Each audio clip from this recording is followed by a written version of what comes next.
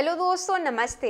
स्वागत है आपका एक नए वीडियो में जिसमें हम बात करेंगे डेसिमल नंबर के बारे में।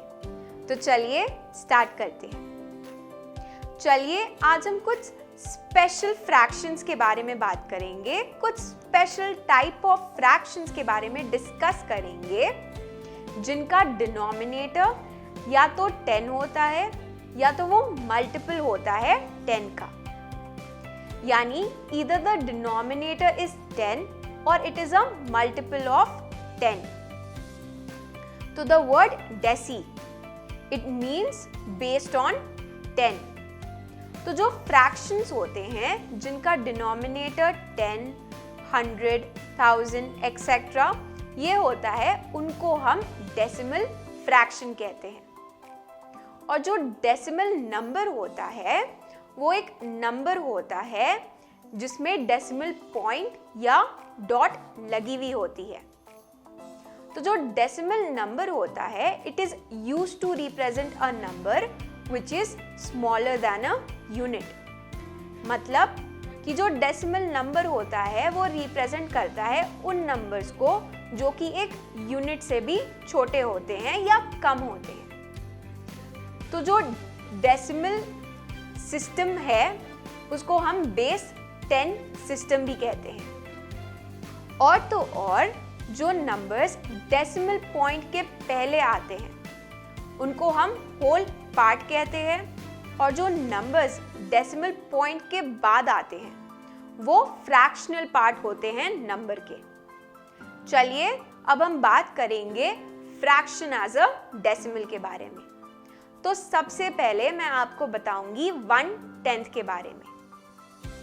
तो यहाँ फिगर पर आप देख सकते हैं कि हमने एक होल को डिवाइड किया है 10 इक्वल पार्ट्स में, यानी one whole is divided into 10 equal parts. तो जो शेडेड पोर्शन आप देख सकते हैं वो रिप्रेजेंट करता है 1/10 of the whole, which is also called 1/10, यानी हम उसे 1/10 भी कह सकते हैं।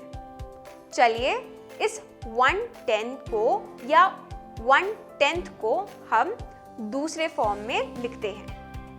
तो 1/10 को या 1/10 को आप लिख सकते हैं एज 0.1।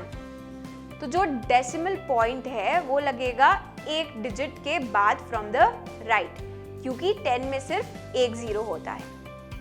और जो डॉट होता है या पॉइंट होती है उसको हम डेसिमल पॉइंट कहते हैं।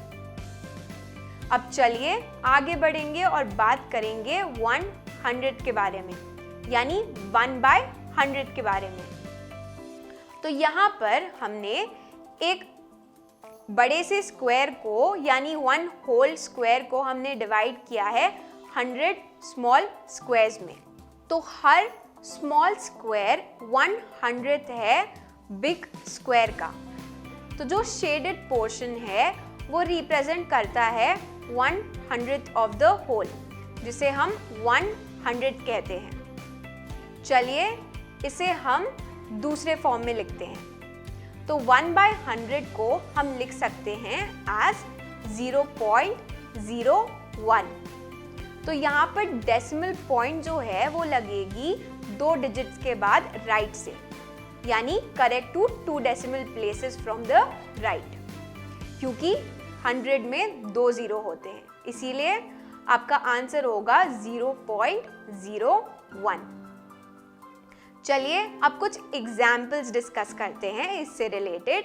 तो हमें दिए गए फ्रैक्शन को डेसिमल के फॉर्म में लिखना है। तो पहला नंबर है 23/100, दूसरा नंबर है 29/1000 और तीसरा नंबर है 617/100। तो सबसे पहले नंबर का डेसिमल फॉर्म हो जाएगा, यानी 23/100 इज इक्वल टू 0.23। यहाँ पर हम जो डेसिमल पॉइंट है ये लगाएंगे 2 डिजिट्स के बाद राइट से, क्योंकि 100 में 2 zeros होते हैं, इसीलिए हम 2 डिजिट के बाद लगाएंगे। अब आते हैं दूसरे नंबर पर। तो दूसरा फ्रैक्शन हमारा था 29/1000, which is equal to 0.029। यहाँ पर डेसिमल पॉइंट जो है वो लगेगी 3 डिजिट्स के बाद, यानी correct to 3 decimal places from the right. तो आपका आंसर हो जाएगा 0.029। और जो लास्ट पार्ट है, लास्ट फ्रैक्शन है, वो है 617/100। तो यहाँ पर आप 6 को एज अ होल नंबर ले सकते हैं और उसमें 17/100 का डेसिमल जो हो जाएगा 0.17 को ऐड कर लेंगे, तो आपको आंसर मिलेगा 6.17। चलिए आगे बढ़ते हैं और बात करेंगे कि कैसे हम डेसिमल को एक्सपैंडेड फॉर्म में भी लिख सकते हैं। तो यहाँ पर कंसिडर करिए एक नंबर 72.63। तो इसको हम एक्सपैंडेड फॉर्म में लिखेंगे एज 70 + 2 + 6/10 + 3/100। ये इसीलिए क्योंकि 7 जो है उसकी प्लेस वैल्यू 70 है, क्योंकि वो टेंस के प्लेस में आता है, और जो 2 है उसकी प्लेस वैल्यू वंस की है, इसीलिए हम उसे सिर्फ 2 की तरह लिखेंगे। और उसके बाद पॉइंट के बाद जो नंबर्स आ रहे हैं उनको हम लिखेंगे एज 3/6/10 + 3/100। चलिए आगे बढ़ते हैं और बात करते हैं कि कैसे हम डेसिमल नंबर्स को अब पढ़ते हैं। तो जो होल पार्ट होता है उनको हम कंप्लीट नंबर के फॉर्म में पढ़ते हैं। उसके बाद जो डेसिमल पार्ट आता है उसे हम एज पॉइंट रीड करते हैं, और जो भी नंबर्स डेसिमल पार्ट के बाद आते हैं उनको हम डिजिट वाइज पढ़ते हैं।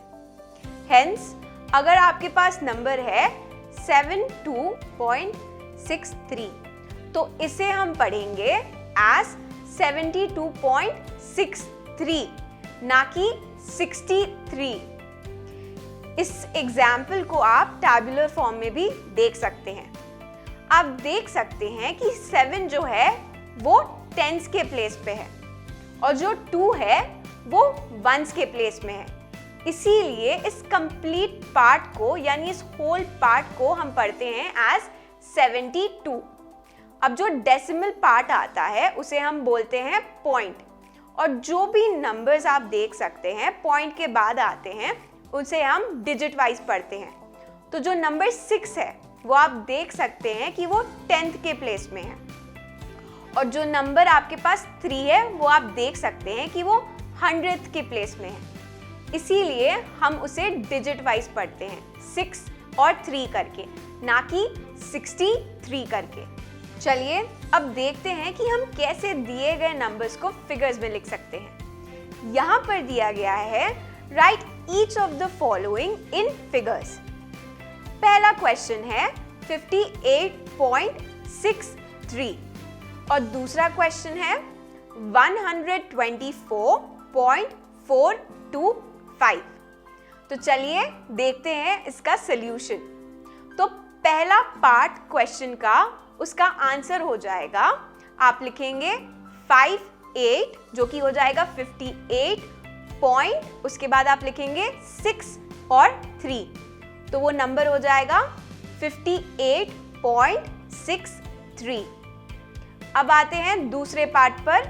यहाँ पर आप लिखेंगे 1, 2 और 4, उसके बाद आप एक पॉइंट लगाएंगे और उसके बाद आप लिखेंगे 4, 2, 5, तो आपको मिल जाएगा 124.425।